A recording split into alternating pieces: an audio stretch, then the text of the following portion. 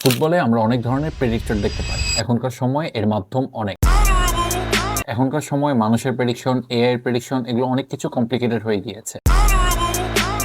কিন্তু একটা সময় ছিল যখন প্রেডিকশন করতো একটি পশু, এবং সেই পশুর প্রেডিকশন সাকসেস রেট ছিল 100%। সেই পশু কোনো র্যান্ডম প্রেডিক্টর ছিল না, সে শুধুমাত্র জার্মানির গেমগুলোকে প্রেডিক্ট করতো। ম্যাটার সিরিয়াস হওয়া শুরু করে তখন যখন সে জার্মানির প্রত্যেকটি ম্যাচকে একুরেটলি প্রেডিক্ট করে ফেলেছিল। জার্মানির প্রত্যেকটি ম্যাচকে সেই পশু সফলভাবে প্রেডিক্ট করে। এমনকি সেই পশু জার্মানি ভার্সেস স্পেনের সেমিফাইনাল ম্যাচে স্পেনকে চুজ করে অ্যাজ এ জয়ী হিসেবে। এমনকি স্পেন ওয়ার্ল্ড কাপ জিতবে সেই প্রেডিকশনটিও সেই পশু করে ফেলেছিল। And I am talking about Paul the octopus. And yes, 2010 সালের ওয়ার্ল্ড কাপের হট টপিক ছিল পল দি অক্টোপাস। পল জার্মানির একটি একুরিয়ামে থাকতো। জার্মানির প্রত্যেক ম্যাচে আগে পলের সেই একুরিয়ামে দুটি ফ্ল্যাগের বক্স রাখা হতো। প্রেডিকশনের সিস্টেমটা ছিল এরকম যে দুটি বক্সের মধ্যে খাবার রাখা হবে।